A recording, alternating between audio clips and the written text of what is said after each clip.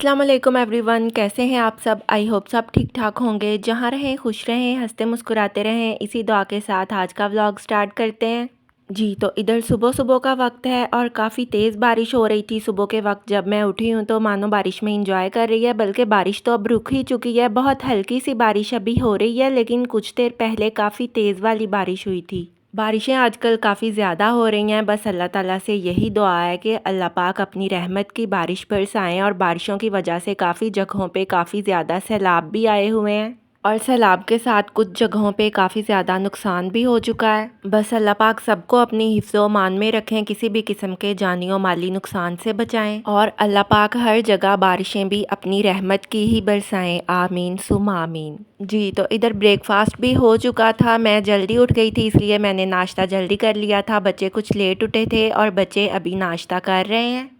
इधर मानो की शरारतें शुरू हैं और मुख्तलिफ़ किस्म के पोज़ बना रही है। मुझे कह रही है मामा चलें आप मेरी फ़ोटो बनाएं। इसे फ़ोटोज़ वगैरह बनवाने का बहुत शौक़ होता है। जी तो ब्रेकफास्ट के बाद ब्रेकफास्ट वाले बर्तन वॉश करके किचन की क्लीनिंग वगैरह भी हो चुकी है और अब मैंने लंच की तैयारी शुरू कर दी है। लंच की तैयारी मैंने जल्दी ही शुरू कर दी थी। लंच की चीज़ें ही बस तैयार करके रखी हैं, लेकिन लंच मैंने दोपहर के वक्त ही बनाया था। लंच में साबुत मसूर बनाऊंगी और साथ चावल बॉयल करूंगी, क्योंकि आजकल जैसा मौसम चल रहा है बारिशों वगैरह का, तो ये लंच बहुत अच्छा लगता है। उबले हुए चावलों के साथ अगर मूंग मसूर की दाल हो या साबुत मसूर हो तो बहुत टेस्टी लगते हैं। जितने मसूर और चावल पकाने हैं उनकी कप्स और ग्लास वगैरह के साथ मेजरमेंट करके मैंने बॉल्स में निकाल लिया है। इन्हें एक नज़र देख लूँगी, क्योंकि कभी कभार इनमें कोई तिनके वगैरह होते हैं छोटे मोटे। लेकिन जहाँ से मैं चावल और दालें वगैरह मंगवाती हूँ वहाँ के चावल और दालें साफ़ ही होती हैं, उन्हें ज़्यादा चुनने की ज़रूरत नहीं पड़ती, लेकिन एहतियातन एक नज़र देख लेती हूँ।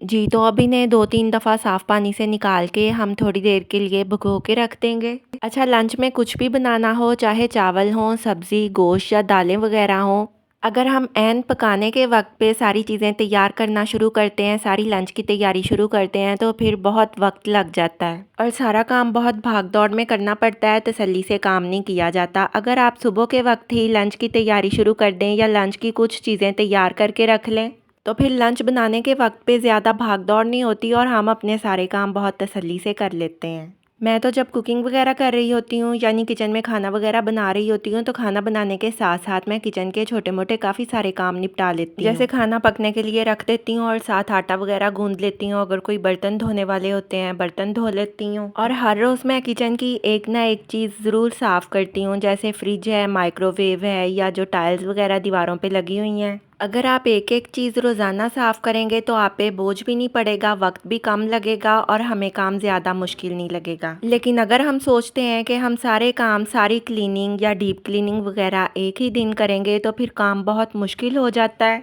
हमारी पूरे दिन की रूटीन भी डिस्टर्ब हो जाती है, बोझ पड़ जाता है और थकावट भी ज़्यादा होती है। लेकिन अगर हम लंच या डिनर के बाद कोई 5 या 10 मिनट निकाल के कोई ना कोई एक चीज़ किचन की साफ़ करते हैं, तो उसमें वक्त कम लगता है और हर रोज़ एक एक चीज़ साफ़ होती रहती है और हमारा किचन बहुत क्लीन रहता है। जो हमारे मसालों या चीनी पत्ती के जार्स वगैरह होते हैं या मसाला बॉक्स होते हैं, उन पे भी चिकनाई वाले हाथ लगते हैं खाना पकाने के दौरान और उन पे ग्रीस सी आ जाती है। ख़ास तौर पे जो घी या ऑयल वाले डिब्बे होते हैं उन पे तो काफ़ी चिकनाई आ जाती है और काफ़ी ग्रीसी से हो जाते हैं। एक आदत हमें ये हर रोज़ अपनानी चाहिए कि जब भी हमने दिन में जितनी दफ़ा भी घी या ऑयल इस्तेमाल करना है, तो एक आपने छोटा क्लॉथ का पीस रख लेना है या कोई टिश्यू पेपर वगैरह लेना है और घी या ऑयल इस्तेमाल करने के बाद उसके डिब्बे को आपने उस क्लॉथ के साथ अच्छी तरह साफ़ कर देना है। ऐसे वो गंदा नहीं होगा और सामने पड़ा हुआ भी बुरा नहीं लगेगा, बल्कि अच्छा दिखेगा। मैं तो मसालों के जार्स या मसाला बॉक्स भी इस्तेमाल करने के बाद एक क्लॉथ से अच्छी तरह साफ़ करके फिर ही कैबिनेट में रखती हूँ। ये कुछ छोटी छोटी आदतें होती हैं, अगर हम इन्हें अपना लें तो हमारा किचन बहुत नीट एंड क्लीन, साफ़ सुथरा और ऑर्गेनाइज रहता है और फिर हमें किचन की डीप क्लीनिंग करने की ज़रूरत भी जल्दी पेश नहीं आती और डीप क्लीनिंग करने में ज़्यादा वक्त भी नहीं लगता, क्योंकि हम हर रोज़ ही साथ की साथ किचन की चीज़ों को क्लीन करते रहते हैं। जी तो बातों बातों में पता ही नहीं चला चावल भी बॉयल हो चुके हैं। बिल्कुल सिंपल तरीके से चावल बॉयल किए हैं। एक बर्तन में, बड़े पतीले में खुला पानी लिया था, उसमें 2 टेबलस्पून भर के नमक ऐड किया और 2 से 3 चम्मच ही ऑयल के ऐड किए। जब पानी अच्छी तरह पकना शुरू हो गया, पानी में बॉयल आना शुरू हो गया, तो फिर उसमें चावल ऐड कर दिए। अच्छा, अगर आप चाहते हैं कि आपके चावल बिल्कुल खिले खिले से बॉयल हों, यानी हर दाना अलग अलग हो, तो आपने उबलते हुए पकते हुए पानी में चावल शामिल करने हैं, कभी भी ठंडे पानी में चावल ऐड नहीं करने। जी, तो मसूर में भी मैंने नमक, मिर्च और हल्दी ऐड करके थोड़ा सा पानी शामिल करके कुकर को सीटी लगा दी थी। 10 मिनट में मसूर टेंडर हो गए थे और इन्हें तड़का भी लगा दिया है। आज मसूर को तड़का लगाने के लिए मैंने तकरीबन 1 टेबलस्पून भर के लहसुन अदरक का जो पेस्ट मैंने फ्रीज़ करके रखा हुआ है वो ऑयल में शामिल किया था। थोड़ी सी कटी हुई सब्ज़ मिर्चें और थोड़ी सी ये गोल वाली सुर्ख मिर्चें शामिल की और लहसुन अदरक के पेस्ट और मिर्चों को फ्राई करके मसूर को तड़का लगा दिया है। बहुत सिंपल तरीके से बनाए हैं लेकिन बहुत टेस्टी बने हैं, बहुत अच्छी खुशबू आ रही है। अच्छा, कभी सिंपल सा खाना भी बहुत टेस्टी लगता है। खाना टेस्टी बनाने के लिए ज़रूरी नहीं होता कि हम उसमें बहुत ज़्यादा मसाले ऐड करें, क्योंकि जो चीज़ बना रहे हैं हम, चाहे सब्ज़ी है, दाल है या चावल वगैरह, उस चीज़ की अपनी भी एक कुदरती खुशबू और कुदरती टेस्ट होता है। जब हम बहुत ज़्यादा मसाले शामिल कर देते हैं फिर उस चीज़ का जो नेचुरल टेस्ट और खुशबू होती है, मेरे ख्याल में वो दब जाती है। जी, तो इधर शाम का वक्त है, बल्कि अंधेरा ही हो चुका है और मैं बना रही हूँ मिल्क शेक। बनाना और मैंगो का मिल्क शेक बनाऊँगी।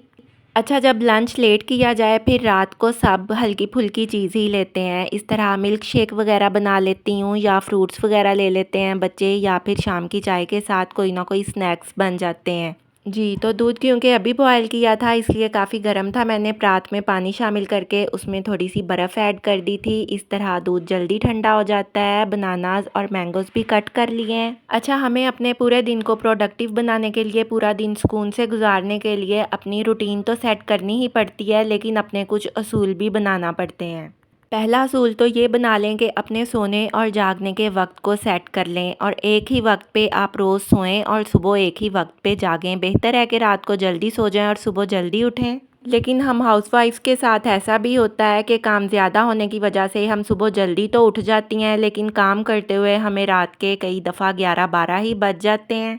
लेकिन अपने कामों और ज़िम्मेदारियों को अच्छी तरह पूरा करने के लिए नींद का पूरा होना भी बहुत ज़रूरी है, रेस्ट भी बहुत ज़रूरी है। अगर आप सुबह के वक्त काफ़ी जल्दी उठ जाती हैं तो दोपहर में भी अपना कुछ वक्त रेस्ट के लिए रखें, चाहे आधा घंटा ही रखें, लेकिन दोपहर में भी कुछ रेस्ट का वक्त होना चाहिए। अच्छा, घर को साफ़ सुथरा और ऑर्गेनाइज रखना घर के किसी एक फ़र्द का काम नहीं होता, बल्कि घर में रहने वाले जितने भी अफराद हैं, चाहे बच्चे ही हैं, उन्हें ये आदत होनी चाहिए कि जो चीज़ उन्होंने इस्तेमाल की है, इस्तेमाल के बाद उस चीज़ को उन्होंने उसकी जगह पर ही रखना है। बच्चों को अगर बचपन से ऐसी बातें ना सिखाई जाएं तो फिर बड़े होके भी वो वैसा ही करते हैं जैसी उनकी बचपन में आदतें बन जाती हैं। क्योंकि बच्चे पढ़ते हैं और अक्सर कलर वगैरह करते हैं, कोई भी एक्टिविटी जब वो करते हैं तो सारी कॉपियाँ, कलर्स और चीज़ें बखेर देते हैं। इसलिए उन्हें बचपन से ही ये समझाना चाहिए, बताना चाहिए कि उन्होंने जो चीज़ इस्तेमाल की है या जिन टॉयज़ के साथ खेला है, उन्हें इकट्ठे करके उनकी जगह पर ही रखना है। या कई जगहों पर, कई घरों में मैंने देखा है बच्चे इतने छोटे भी नहीं होते, बड़े बच्चे होते हैं, लेकिन वो जब कपड़े वगैरह चेंज करते हैं तो ऐसे ही बेड्स पे, फर्श पे या सोफ़ों पे जहाँ दिल करता है अपने कपड़े फेंक देते हैं। आहिस्ता आहिस्ता फिर उनकी आदत बन जाती है और जब वो बड़े हो जाते हैं फिर आदतों का चेंज होना बहुत मुश्किल हो जाता है। बच्चों को जब हम कोई बात समझाते हैं तो वो जल्दी समझ जाते हैं और सीख जाते हैं। बचपन में जो आदतें पड़ जाती हैं फिर बड़े होके भी वही रहती हैं। अच्छा, कुछ मैंने बड़ों को भी देखा है, उनकी ऐसी ही आदतें होती हैं, जहाँ खाना खाया वहीं बर्तन छोड़ देने, जहाँ कपड़े वगैरह चेंज किए उधर ही कपड़े बिखरे पड़े हैं। उन्हें जो है अपनी चीज़ें समेटने की बिल्कुल भी आदत नहीं होती। अच्छा, कुछ लोग नहीं सोचते कि किसी ने इतनी मेहनत से साफ़ सुथरा किया है, वो फ़ौरन से गंद मचा देते हैं, हर चीज़ इधर उधर फेंक देते हैं। लेकिन ऐसे लोगों को हम समझा नहीं सकते, उनकी आदतें वगैरह चेंज नहीं कर सकते, क्योंकि उन्हें बचपन में यही आदतें सिखाई गई होती हैं। जी, तो ये कुछ दिन पहले का क्लिप है। कुछ दिन पहले मेरी मानो की बर्थडे थी। बिल्कुल सिंपल तरीके से ही हमने घर में बर्थडे की थी, बस बर्थडे केक ही कट किया था। और इस दफ़ा बर्थडे के लिए कुछ ज़्यादा एहतमाम वगैरह नहीं किया, क्योंकि मैं पहले भी कहती हूँ कि हमें अपने बजट में रहते हुए ही हर काम करना चाहिए। हम कम खर्च में और अपने बजट में रहते हुए भी बच्चों के शौक़ सादगी के साथ भी पूरे कर सकते हैं। कोई ज़्यादा खर्च वगैरह भी नहीं किया, छोटा सा सिंपल सा केक मंगवाया है, बच्चे भी खुश हो गए हैं और मानो ने बर्थडे भी मना ली है। ये केक को देख के बहुत खुश हो रही थी और इसने बहुत अच्छे से केक कट किया और अपने हाथों से सबको केक खिला रही थी। अच्छा, आज हम केक के साथ जो कैंडल्स लेके आए थे वो रीलाइटिंग कैंडल्स थीं। ये कैंडल्स बुझाने पर चंद सेकंड्स के लिए तो बुझ जाती थी, लेकिन बाद में जलना स्टार्ट हो जाती थी। देखें, मानो बार बार इन्हें बुझाने की कोशिश कर रही है। और साथ साथ खुद ही क्लैपिंग भी किए जा रही है। Happy birthday to you, happy birthday to you, birthday है Fatima, happy birthday to you. आज का व्लॉग कैसा लगा कमेंट्स में ज़रूर बताइएगा। अगर आप चैनल पर नए हैं या चैनल को अभी तक सब्सक्राइब नहीं किया तो प्लीज़ चैनल को सब्सक्राइब ज़रूर कर लें। दुआओं में याद रखिएगा। अल्लाह हाफिज़।